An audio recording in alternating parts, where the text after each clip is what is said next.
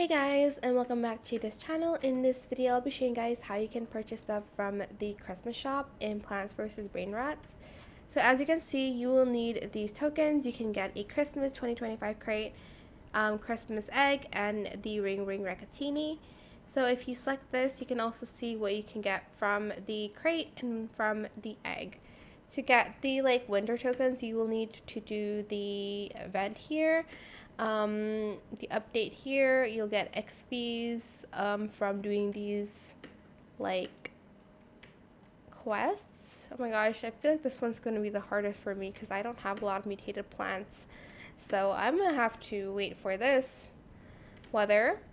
And basically, once you have reached level 1, you'll get the winter tokens. I hope that's what it's called. Coins? I don't know. And you would have unlocked the first level of the conveyor belt. And that is it. I hope it was helpful for you guys. Don't forget to like, comment, share, and also subscribe to this channel if you haven't done that already. If you have any more questions about this video, just leave it in the comment section down below. I will try my best to answer them all for you guys.